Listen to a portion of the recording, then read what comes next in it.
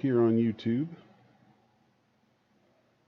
So I'm going to sit here and talk for a second while I double check and see what is up.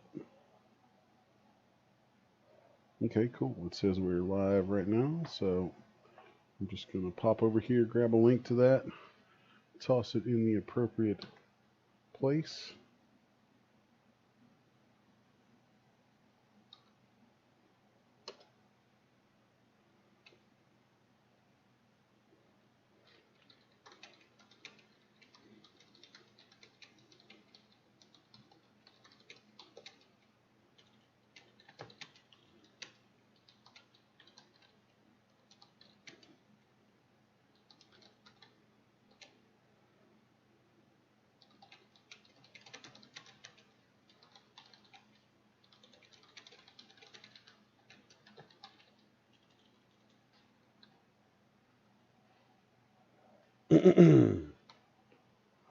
All right. So I'm just going to noodle around for a minute while I wait for folks to, see if anybody wanders in here. My chair is creaky, and I kind of don't care right now. I need to get a new one or do something to this one, but it's so comfy, and it doesn't really bother me that much. So,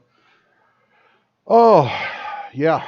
So anyway, I'm on here for a little bit. It's my first live stream during our newly post-apocalyptic era of global virus BS. Boy, this sucks, but we're here and we can do things still and still making art and still doing cool stuff. So that's kind of what the whole dealio is about for me anyway. So it actually doesn't change my life a whole lot. Except on the rare occasion that I do want to go somewhere, I kind of can't. So anyway, I'm just going to jump in here and start playing around, have a little bit of fun. Sherry, hope you're catching this and you pop up in the chat at some point soon. Let's see, I'm going to, from another machine, I'm actually going to reach over and send her a message because I know she wanted to be on this. So anybody who's watching this, I don't see anybody in here yet. So in the meantime, I'm just going to send a message. There we go.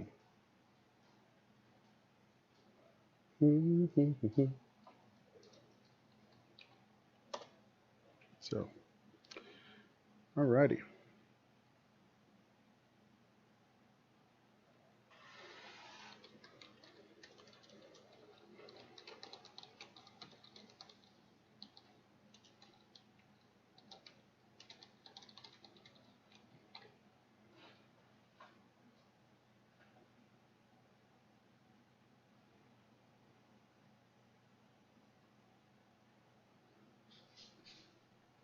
All right. So, the big thing that kind of spawned this.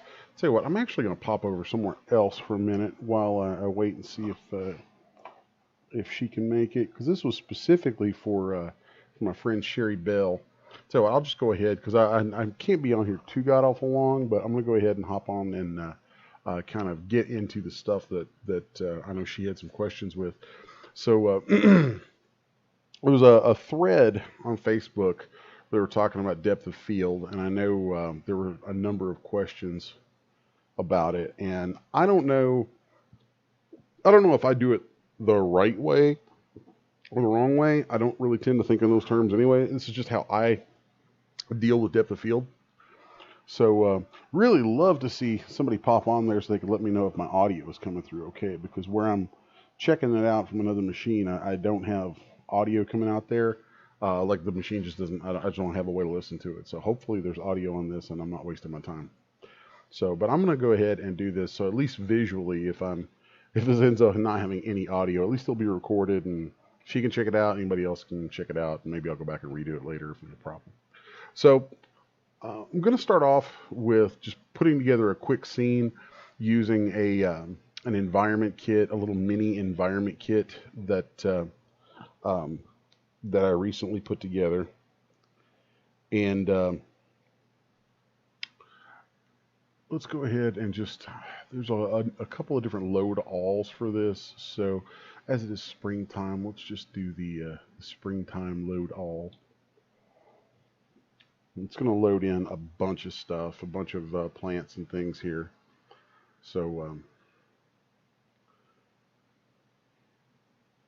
there we go. And it all comes in with some cameras. I'm going to delete those just so that it so that you see it in its raw form. Okay. And then I'm going to hop into iRay right here.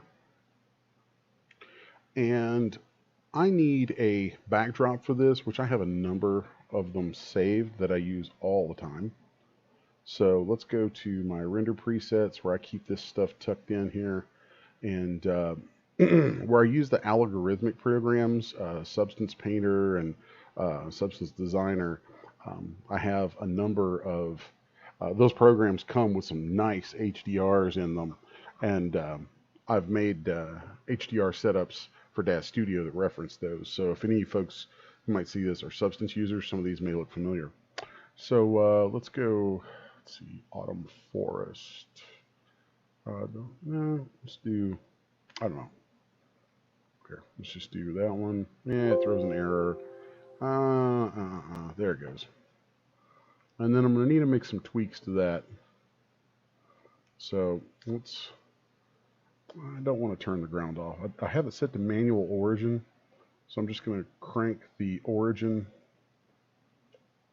down on Y. And then since I'd like to have some of that grassiness around it here, let's move the origin, let's say 200 there. Most of that's going to get blurred out anyway once the depth of field kicks in.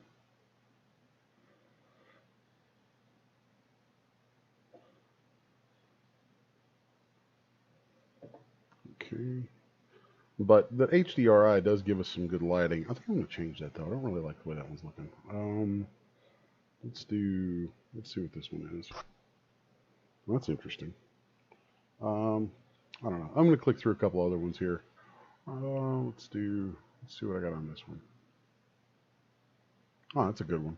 Oh, that's using an HDRI from some of the HDRI kits I've worked on with Brent, Disciple 3D, over at Rendo. So that's a good one for this. I like that one. You can tell because I've actually used it with this before. It's like rough shaded out. So I'm going to frame up my shot here just using the perspective view. And let's just, I'm really going to focus on the little stone stool right here, stone bench, just as a sort of a focus point, so you know what I'm looking at. And what I'll do, say I'm going to do like a little still life shot of this particular element. Let's see, make sure my headlamp set to never. Okay, cool. So let's say I'm going to do a little still life of this particular element. I'm going to be in a perspective view, get it all set up, and then I will create a new camera and have it copy the active view. So you'll see these lines come in, and that's because the perspective camera and the newly created camera are in exactly the same place. So now let's take my viewport and go to side by side, and I'm going to keep the one that's set to iRay now turned onto my camera, so that one won't change, but I can swing around in this other viewport very easily. Okay, and it should still have my camera selected. So there's my camera. And from here, let's go to just a smooth shaded view, which will actually run better. Wireframe views. Something about the wireframe overlay in DS can bog a video card down, even a really heavy video card. So with my camera selected now, right, we can see like everything here. There's no DOF going on. So I'm going to go into my camera. And first off, we're going to turn on depth of field. And the first trick I'm going to show you with depth of field pertains to these planes that pop up. So if I turn that off and back on, turn off, back on, now you can see these planes, and those give you kind of a little sandwich, and inside that sandwich is where your focus is set. Everything outside of those two planes, everything in front of them or behind them, will have that depth of field blurring. And if we change our focal distance, you'll see over here what happens. So here, you see these crosshairs. I've changed my focal distance, so now I'm focused on something much closer to the camera.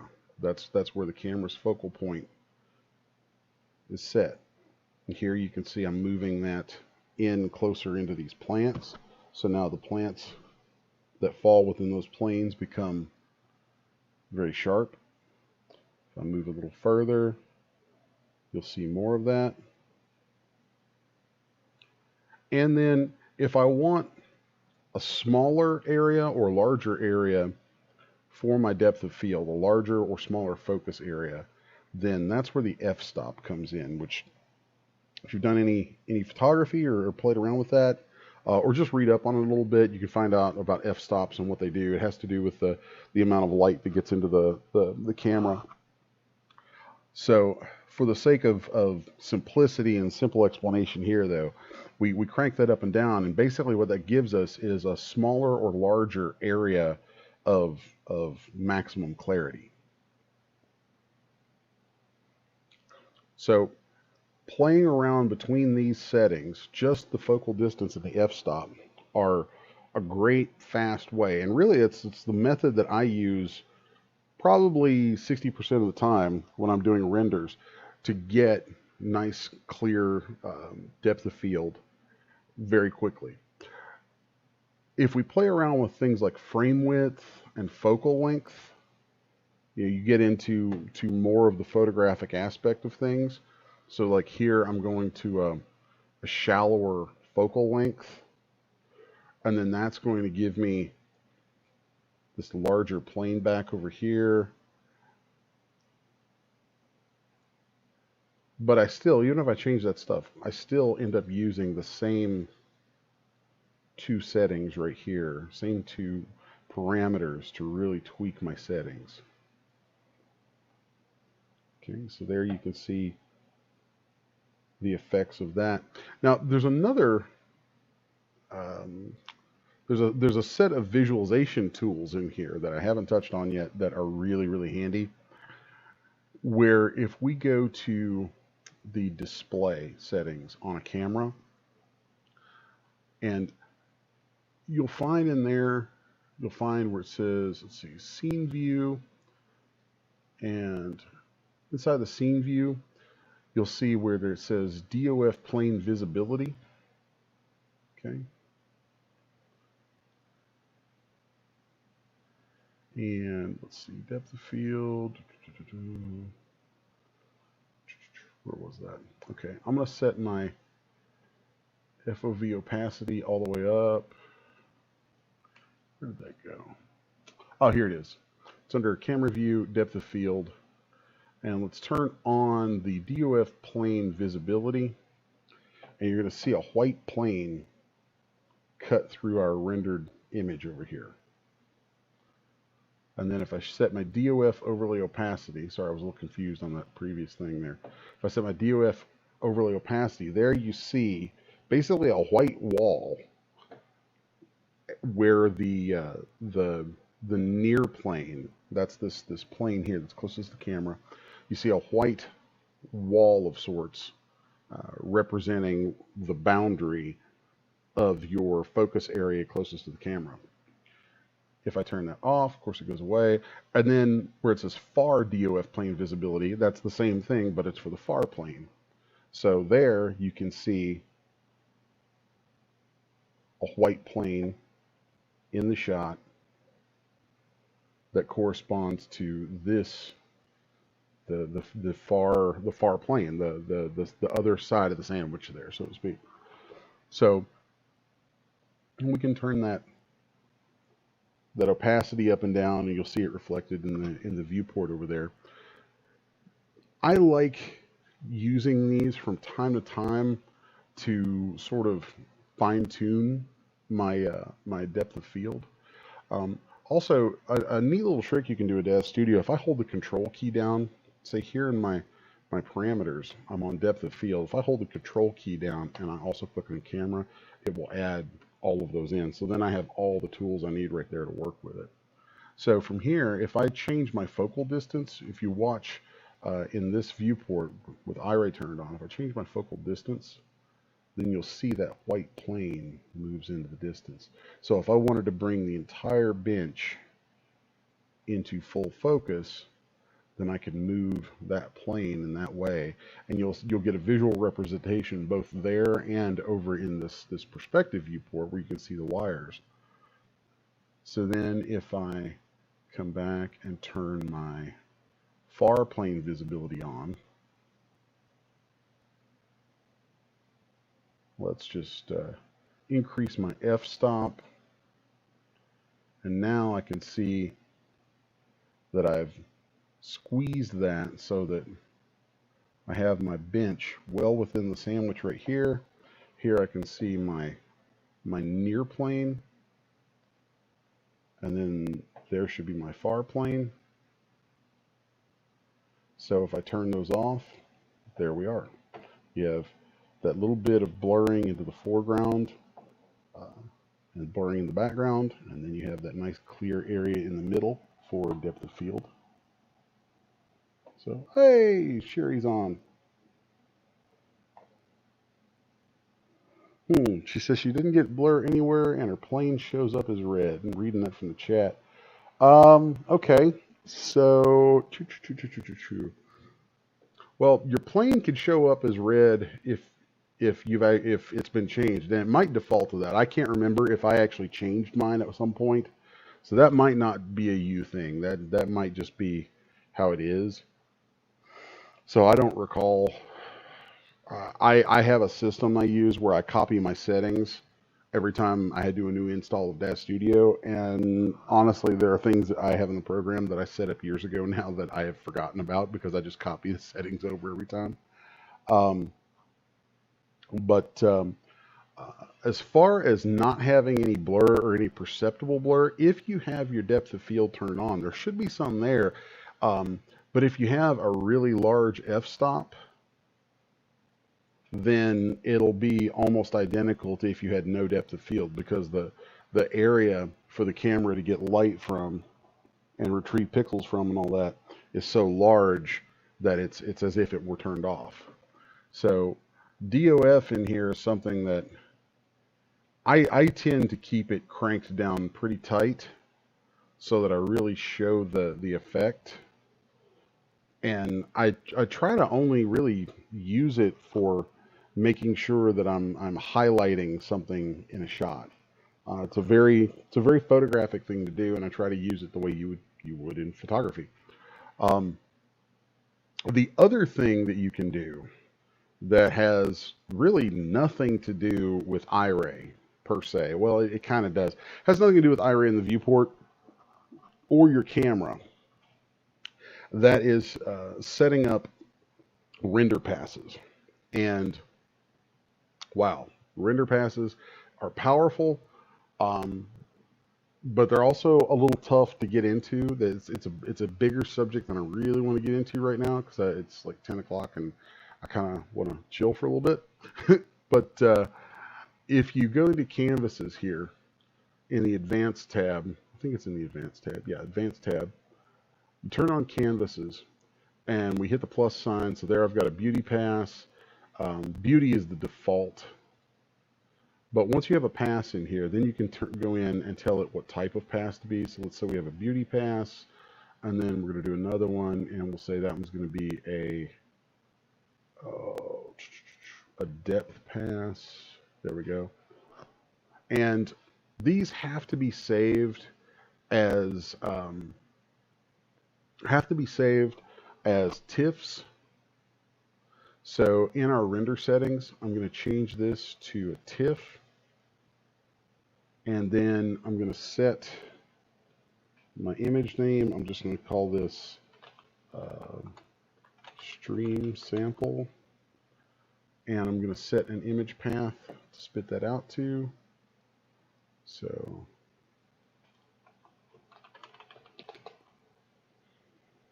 okay, and I don't know how long my render is going to take right here. I have it set to where it should be capped at 150 seconds. It may go faster than that because this card is really quick. We'll see.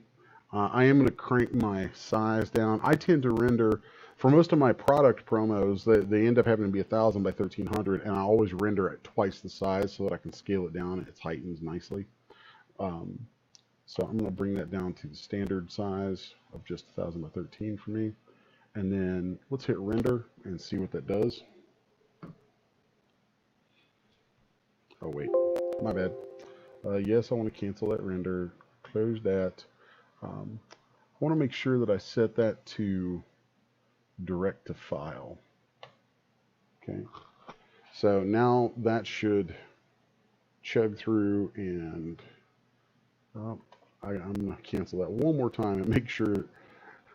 Pardon me, guys. It's Sunday. It's the weekend. I'm not. I'm in my off hours here, so I want to make sure that I have my camera view up just so that it doesn't accidentally render the wrong thing.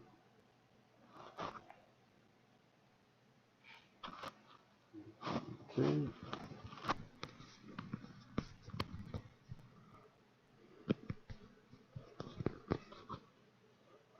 So we'll let that run for a minute.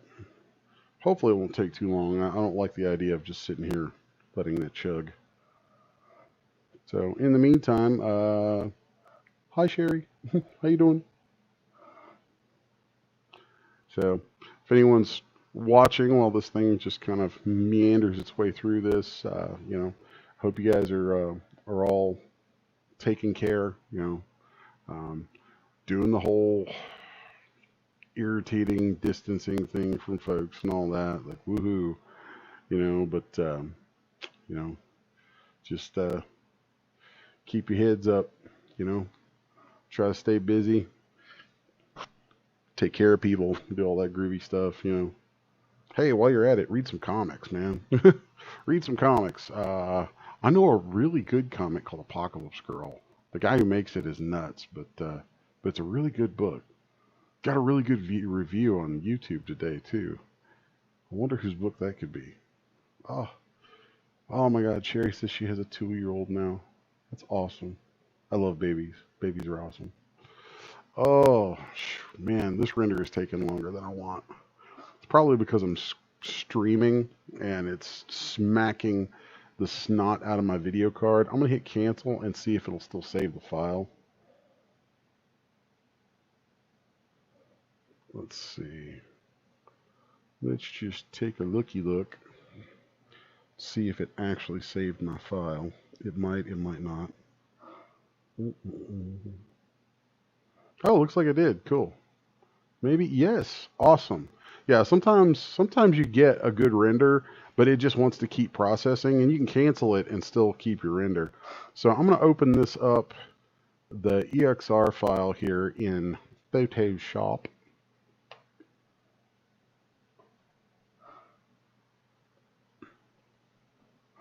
I actually haven't done this method in a while, using EXRs and passes like this, so it's hopefully I haven't forgotten how to do it.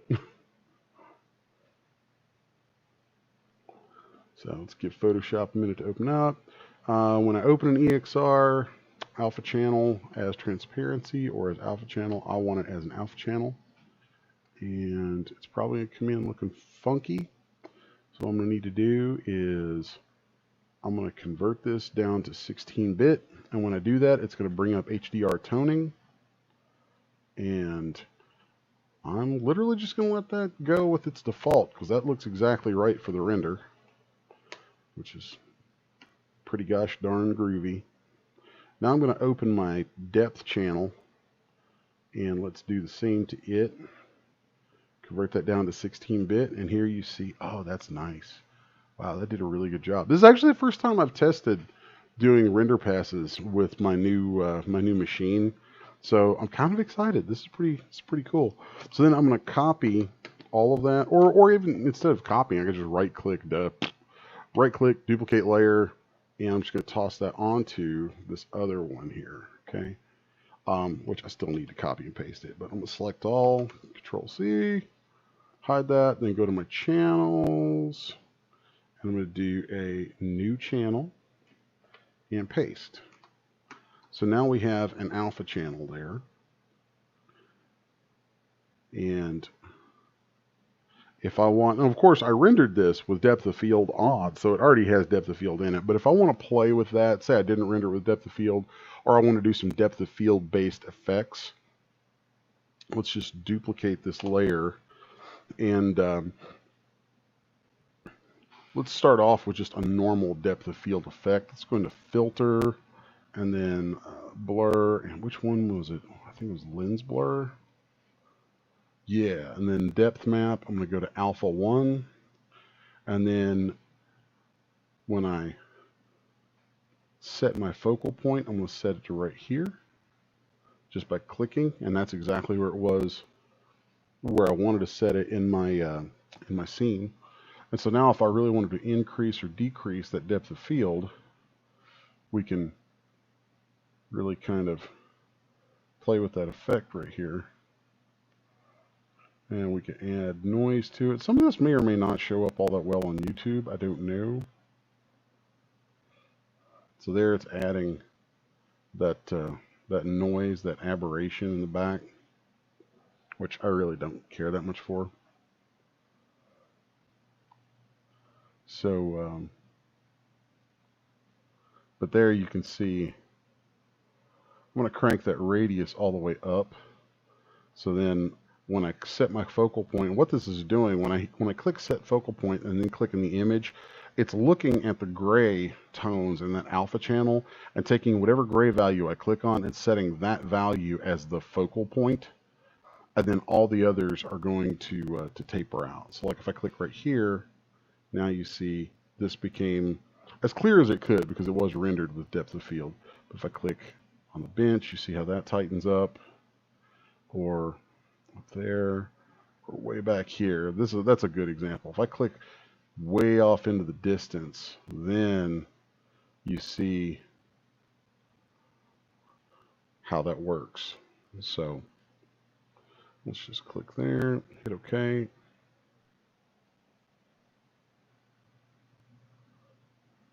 Sometime today, Photoshop. There we go.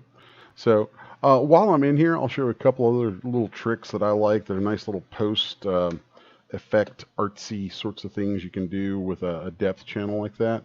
So if I come back to my channels and I control click on that alpha, then it'll make a selection from it. And then if I make a new layer and then hit the button for a layer mask, that selection now became a mask.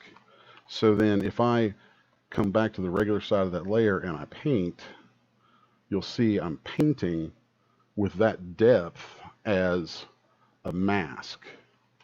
So for instance, if I wanted to have something painted in the foreground now, I inverted that mask, and so now I'm painting right over that stuff.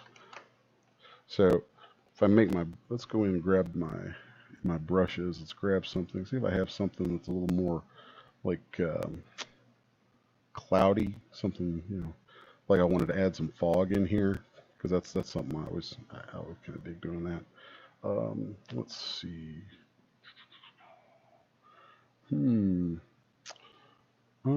Yeah, still collecting all my brushes and stuff together.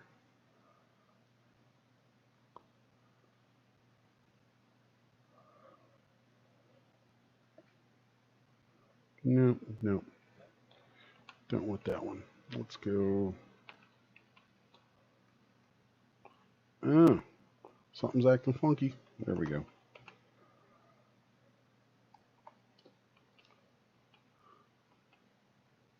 Okay, so there's just a normal brush. Let's find something in here. I know I got something.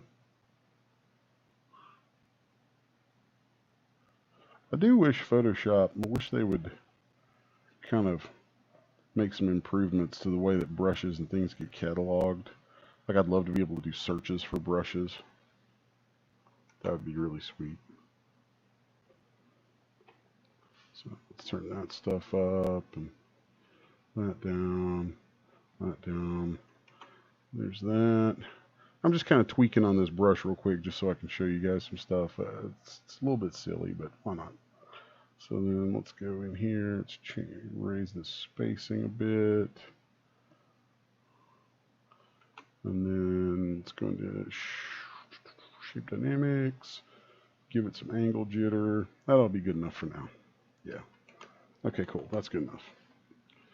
So now I'm going to add kind of some fog. And let's turn off that layer mask for now. I'm just going to paint like some foggy stuff rolling around the pillar behind this and coming around through these plants. Of course, I'm just painting right through them. Okay.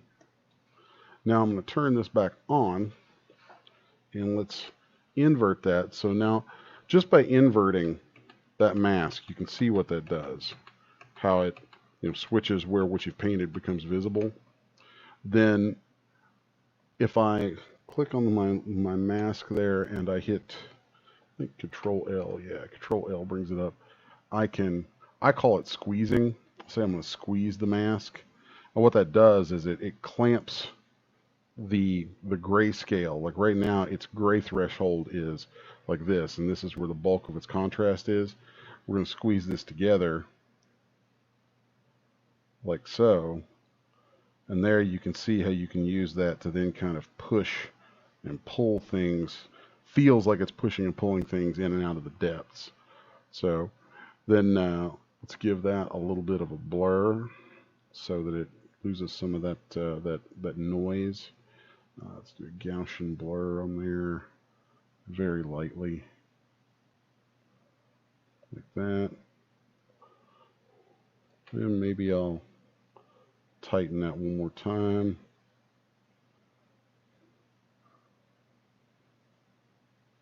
So there's just a quick little tutorial on adding drawn smoke or fog or things like that into a scene based on that depth of field channel. So hope that's useful, interesting. I know I covered a handful of different ways to get depth of field out of DAZ Studio, both just straight through your render, which is kind of what I prefer most of the time anymore, just because it's so fast. But then you can also do the render passes, or canvases as they're referred to in Iray, and get these passes that you can use for compositing in Photoshop and do some really powerful stuff. So, Sherry, I hope that answers your question. And anybody else who's got an interest in that sort of thing, hopefully that was useful to you. So anyway, I'm going to pop off because I want to go hit my couch and watch some movies and chill since, it's like, it's what everybody's getting to do right now is a whole lot of chilling at home. So may even pour myself a drink or two and sit back and have myself a fine little evening out of it. Let's see. So I'm just glancing over, see if there's any questions or anything. So, and Sherry, since this was for you, if you got any questions, you know where to hit me up. I'm on Facebook and all the usual places and all that kind of stuff. So, anyway, considering that, going to be spending a lot more time in the studio right now, I think, because of this whole, situation. It's good for me. It means I'm probably going to get a whole lot of work done and means more cool stuff for lots of people who enjoy my stuff. That's great. Also means that, I'll probably get a little stir crazy and start popping on here from time to time and making more videos like this. So, hope you dig it because, I hope you dig it and come back for more. So maybe it'll give you a little something else to do to pass the time while, the powers that be go fighting this whole, viral thing. So anyway, y'all have a good night and, till next time, later.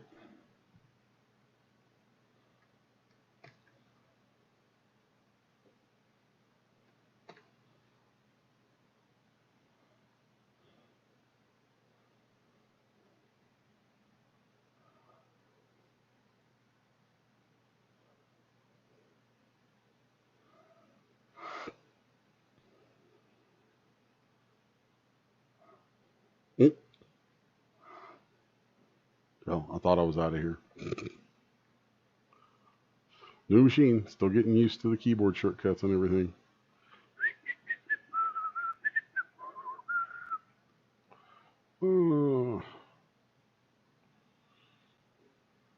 Huh.